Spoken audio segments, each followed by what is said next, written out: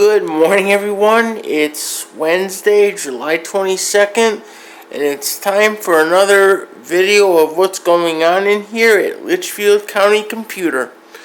First, I'd like to say welcome aboard to all the new Facebook friends and the one new YouTube subscriber that I picked up.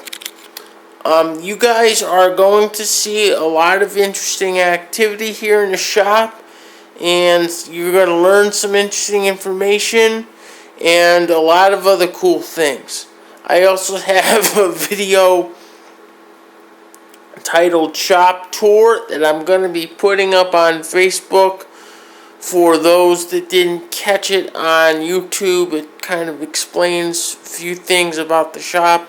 I'll put that up after this video's done, so all the newbies can see a little more about what goes on here at Litchfield County Computer and how things get done.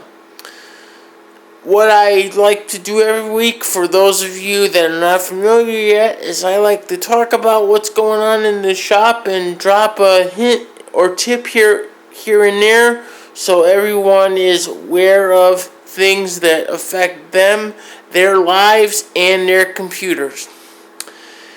We got a couple things going on in here, so we're going to get started.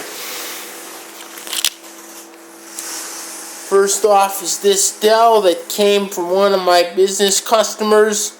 It came in here with a complaint of it not turning on when you press the power button. No fans, no noise, no nothing. And I diagnosed it and found the power supply was blown.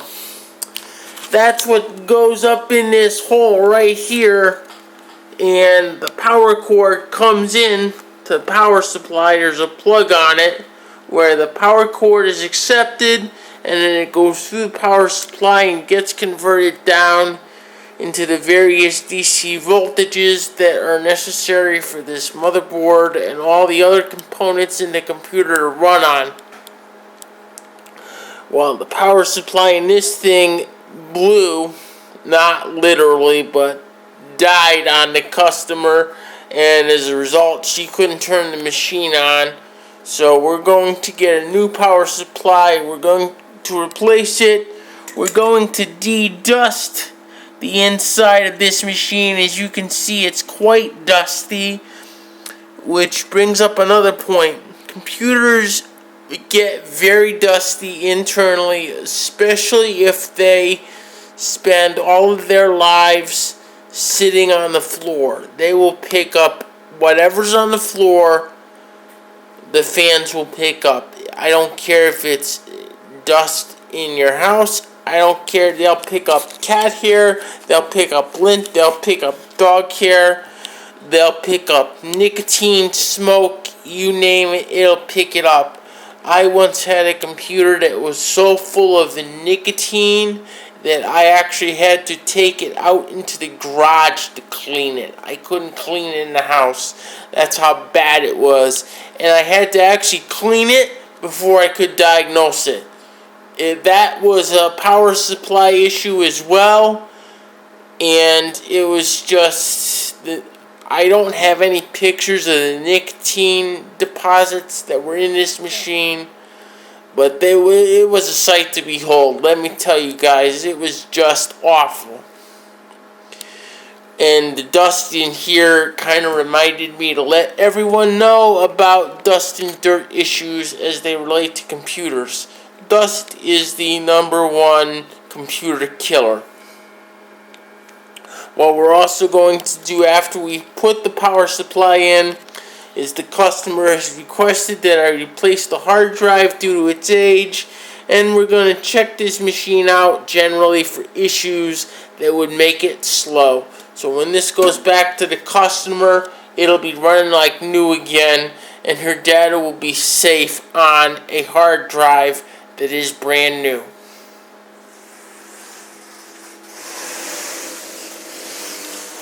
This machine, which has been here a while now, you may know this as the kitchen design customer that had the copy of Planit on this machine. It does run correctly, but he was complaining this machine was a little slow For those of you that didn't know about this machine previously, I cleaned off all the malware that Staples didn't catch, which was exactly 168 pieces of malware. That is all cleaned off now. He's also had his hard drive cloned, and he's also had a memory upgrade. He's going to be coming to pick this up tomorrow, and this machine is now so fast that he is going to have to strap it down to the table or it's going to fly off.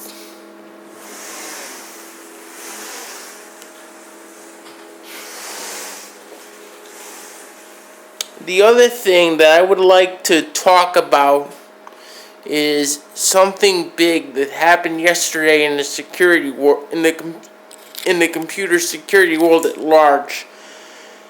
The Black Hat conference is going on in Las Vegas this week, and DEF CON will follow immediately after, at the end of July, getting into August. At the Black Hat conference, they had a small group that was able to successfully break into and take control of a brand new Jeep Grand Cherokee remotely. They were actually sitting in a living room somewhere about 10 miles away from where this Jeep was, and they had a reporter in the Jeep, and they were actually able to drive the car remotely, and they demonstrated a minor crash with the reporter in the car.